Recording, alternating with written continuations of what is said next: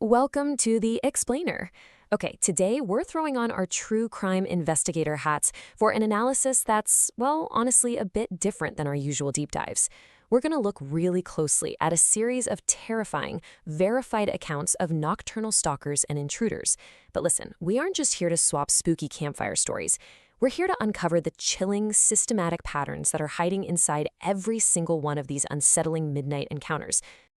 Right, so to set the stage, just picture this for a second. A massive blizzard is absolutely raging outside. A freezing pale guy knocks on your door, begging for temporary shelter. I mean, your empathy kicks in immediately, right? You tell him to wait on the porch while you go grab an old coat. But when the homeowner checked the peephole one last time, that freezing man was not waiting patiently anymore. He was pressed right up against the door, hand gripping the handle, literally braced to shove his way inside the second that lock clicked. It really begs a terrifying question. What actually happens when a desperate cry for help is just a calculated ambush? All right, let's dive into this. Because these stories, they are definitely not random. Section 1. Anatomy of an encounter. Identifying the modus operandi. Now, as you probably know, a modus operandi, or MO, is just a distinct behavioral pattern that suggests the work of a single criminal across multiple crimes. Today, we're acting as investigators to reverse engineer this stalker's playbook. We're going to break down the exact methods these unknown intruders are using to select, isolate, and ultimately attack their targets. The absolute first step in this terrifying playbook is victim selection. Which brings us to Section 2. Cultivating perfect isolation, exploiting the environment. Think about it. Predators do not want witnesses, and they definitely do not want you to have a quick escape route. So look at these environmental exploitation factors they actively use. They use torrential rain to completely muffle the sound of their footsteps. They prey on dead-end rural delivery routes or use dense fog to mask their approach. The whole goal is to systematically separate their target from any hope of immediate help. Take this wild story of a night shift worker at a totally isolated gas station. This mysterious SUV is just left idling by a pump for over 10 minutes in the freezing snow. When the attendant finally goes out to check on the allegedly stranded driver, the car is empty. But when he goes back inside, he finds wet shoe prints leading to the back supply room, where a large, bearded man is just silently hiding in the pitch dark.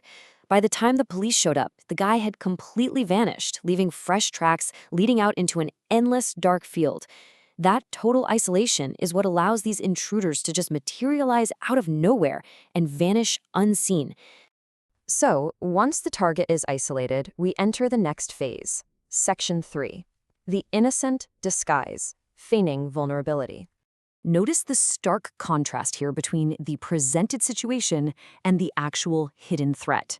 The presented situation almost always involves, a stranded motorist, someone begging for warmth, maybe a lost hiker.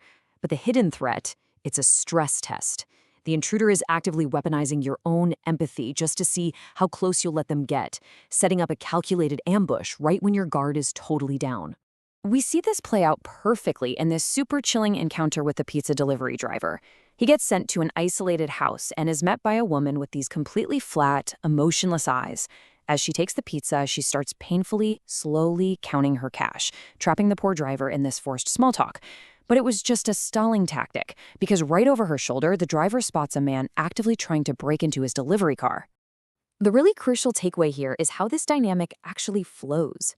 The predator offers the bait, like the freezing man on the porch or a car parked sideways blocking a dark road. That forces a highly predictable reaction. You unlock your door or you slam on your brakes. And the very second you react, you are driven straight into the trap. Once that bait is set, things get really real. Section 4, the silent escalation, from observation to breach. An intruder's progression usually follows 3 very specific steps: silent observation, then the probe, and finally, the physical breach. And what our true crime analysis proves time and time again is that a violent physical breach is almost always preceded by careful, patient observation. Step 2 is the probe. The stalker is basically testing the perimeter. There's this one super unsettling case where an older woman with gray hair knocks on a young man's door just to ask him these highly specific, really probing questions about whether he lived alone. Literally hours later, a strange car parks directly outside his house, just idling in the dark, and a shadow slips into his backyard to silently test the handle of his back door. The probe had escalated. And sometimes the probe is just to gauge if you're even awake. In one incredibly haunting story, a guy working late in his home office hears a light knock at his front door. He finds no one there, goes back to work, until he sees a pair of eyes just staring at him right through his window. He bolts into the hallway, but he's blocked by a massive masked man who's already standing inside his living room.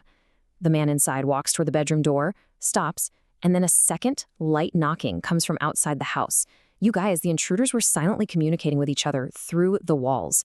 This brings us to a vital investigative concept: target hardening. Your absolute best defense against a physical breach is a locked, reinforced door.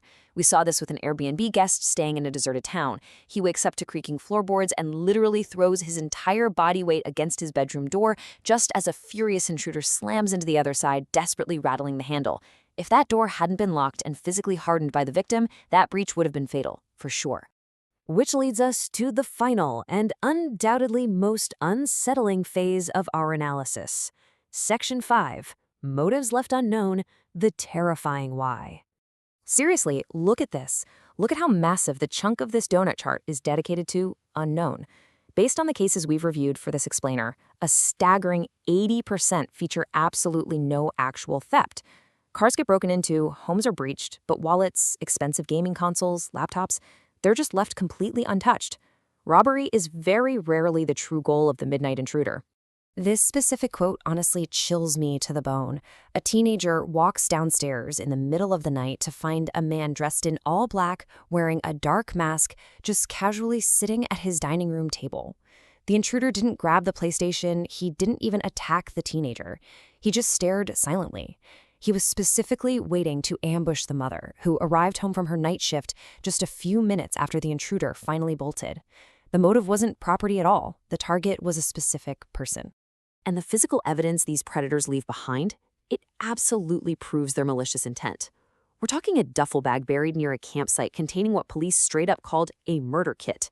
Intruders discovered living inside tiny 2-foot-tall attics for an entire week just to observe a homeowner. Strangers quietly hiding right outside bathroom doors while the resident sleeps. These are not crimes of opportunity. These are highly calculated, deeply sinister plots. We see exactly what this looks like in reality in a case where a man stands soaking wet on a porch in the middle of a thunderstorm, just staring blankly at the door. When the homeowner wisely refuses to answer, the man comes back later and violently smashes the door to splinters. When police finally tackled him, they found a heavy hammer in his hands and a pocket completely full of zip ties. His intentions were perfectly, horrifyingly clear. Throughout this entire explainer, we've decoded the stalker's playbook.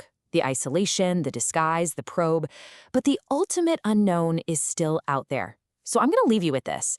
Tonight, if you hear a strange knock over the sound of the rain, remember the patterns we've uncovered here today. Stay vigilant, lock those doors, and really ask yourself,